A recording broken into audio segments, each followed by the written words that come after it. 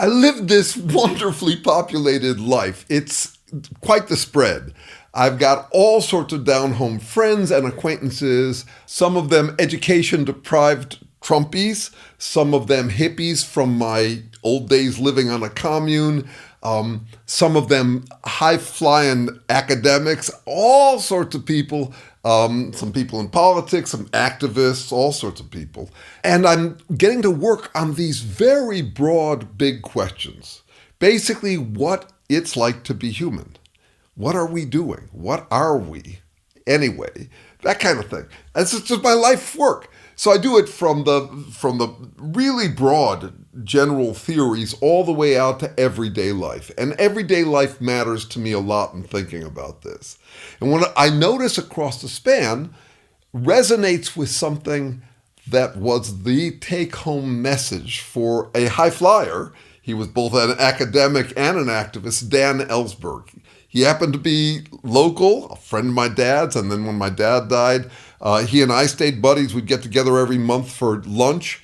And what he says he took from his entire career, working first as an academic who pioneered the field of behavioral economics, to working at the Rand Corporation as a top secret advisor on nuclear planning, to becoming the activist who's most famous for the Pentagon Papers. He said that the one thing he takes from all that is that people can be as stupid as they need to be to keep their jobs. And I would expand it, to keep their well-being, to keep their comfort in their own skin. Now, I work in philosophy and science. I like Bertrand Russell's definition of philosophy as a peculiarly stubborn attempt to think clearly. And I like this definition of science. It's the pursuit of natural explanations for all natural phenomena. And we humans are natural phenomena. So I also work in philosophy of science and also history of science. I read tons of intellectual history, especially the early stuff, because I'm really interested in the challenge of figuring out what we are while driving under the influence of language. So you might have heard me talk about this before. And what I notice from that tension, the stubbornness that Bertrand Russell's referring to, is the stubbornness to resist or overcome that need for comfort in our own skin. That is a major driver. I would say it is the chief driver for all of us. So you hear this in the history of people wondering about us. They start out with an idea, and they're trying to impose some rigor on that idea. And then if the idea takes off, then people find ways to make it about them, make it not just something that they champion or crusade for, but they turn it into the meaning of their lives. I don't think that man's search for meaning quite nails it. Yeah, we search a little for meaning, but what we mostly search for is ways to feel meaningful. Because feeling meaningful, by whatever standard, relevant, important, is how we gain comfort in our own skin. So if you look at the history, you get these ideas that take off, and then they go to people's heads, and then they get all tangled up, and then often people will throw out the idea with the hubris that accumulates on it. So for example, in the early 20th century, Darwinism fell out of favor because it was associated with eugenics, which was this movement that says ours are the right-shaped heads, other people's are the wrong-shaped heads. I mean, one way to interpret what happened with Darwin is he declared the survival of the fittest is what counts. And then everybody jumped on board and said, yeah, we're the fittest. So you had the nationalists, like the Nazis, who said that from Darwin's work. You had the socialists, like the Marxists, the communists, who jumped on and said, yeah, the workers are the fittest. And of course, you had social Darwinism. Social Darwinism was Herbert Spencer's idea. He originally thought that if you let evolution play out, we would end up with socialism. But what people take from him and then reject from him is this idea that the rich are the fittest. This is a very popular idea right now.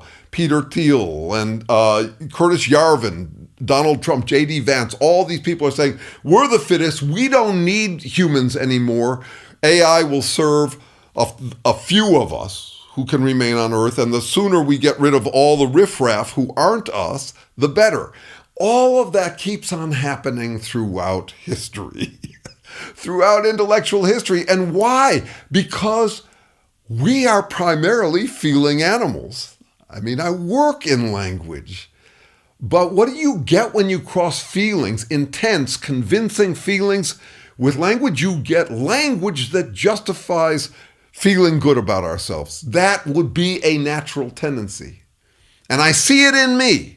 I see it in me. I look at my own history, my own intellectual history, and in a way, I can see the whole thing as a move from one confidence currency to another, hopping from currency to currency in pursuit of this comfort in my own skin, and not just comfort. I'll take all the encouragement, reassurance, and affirmation I can get. That's how I think we are. Nobody leaves affirmation on the table. If there's a way that you can feel good about yourself, you'll accumulate it. You'll save for a rainy day. Who knows? Tomorrow you might be depressed and you need all the confidence for tomorrow. You reserve. You're like a camel. You grab what affirmation you can get. Now, I'm vain. I'm egotistical. I'm just not vain and egotistical enough to claim that I'm not. I'm trying to understand this tension between feeling good and thinking clearly. That's what the stubborn attempt to think clearly is up against. This appetite we have to feel good about ourselves. And there is a way to feel good about yourself for thinking clearly. And I'm very interested in how we could cultivate that, because that is not the direction we're going these days. The direction we're going is that life is getting more and more uncomfortable, more and more confusing, more and more complicated. And so we are craving reassurance at a time when we have to be as realistic as possible. It's like all hands on deck. We got to get realistic because we've about used up the Earth's carrying capacity for self-flattering reassurance. And I also appreciate our need for that flattering self-reassurance. So I'm trying to be as realistic as I can be, including realistic about how unrealistic we have to be. Being human is hard as hell. Because we have language, we are flooded with things that will make us uncomfortable. And so we have to find ways to block ourselves from them, to protect ourselves from them. Paradise originally meant walled around. It's like you got a Garden of Eden where you know everything that matters. You don't have to worry about anything outside the walls. What you don't know won't hurt you. Well, that's not actually the case, but that's how we would like to feel, like we're in paradise, like we're in Eden, like we're protected. And we don't get that from reality. So I look at it from two sides. One is, how could we ease into the hot water of thinking clearly? And the other is, how do we avoid that? So imagine that you're with MAGA. And I would apply the same thing to some of my liberal friends. I would apply the same thing to me. But imagine that you are feeling increasingly uncomfortable. And what you end up doing is you have a breakthrough. That's how it feels to you. You feel a release from this anxiety because you've seen the light. You've gotten woke, whether it's MAGA woke or liberal woke, none of that matters. Religious woke, spiritual woke, atheist woke, whatever. You feel the relief. You don't have to struggle to think clearly because you've solved it. And once you get in that place, what happens is you become a weird kind of selfish selflessness. That is, you disappear. You become kind of selfless. You hide behind a banner or a lifestyle brand. And you fall into your presentation. You get into what I call talk is walkism, where what you say about you must be true. You stop introspecting, you stop doubting yourself, you stop having the internal bickering because you feel like you've seen the light. And whether you hold that feeling at night or not, that's what you present to the world. You disappear. You hide. It's an extremely selfish move. I don't exactly mean it as immoral. It's a human move. I know it well. This has come up lately because at first I was disconcerted by how easy it is for me to play MAGA Mike, this total dumbass. And then I realized, no, that's exactly the point, which is that I know all of these feelings. Nothing human is foreign to me. I wouldn't put it past me to do anything that any other human being does. I'm a human. What do I expect? There's this way in which you can disappear and become nothing but your presentation. And there's a lot about current life that's like this. There are people who live their entire days in presentation mode. They do it at work. If they're in customer service, they have to be a certain way. They do it at home because they have all these tensions within the house and they have to perform a certain role. At some point, they lose themselves. They lose sight of themselves, and it can be a kind of freeing because you don't have to doubt yourself anymore. You just become your presentation. The way I think about the MAGA people is that they are playing superhero, and the kryptonite that they fear is introspection. But their superpower is the capacity to avoid it. Think of it this way. Narcissism was named after a guy who couldn't stop looking at himself. But the one thing you can't get a narcissist to do is to look at themselves. So what's going on there? A narcissist is looking at this idealization, this self-presentation. And that's all they are willing to see. So you can't get them to look at themselves. That's the challenge. For example, with MAGA people, they are pure bravado. They are just playing hero. If it sounds good, it's about them. If it sounds bad, it's about anybody who scares them.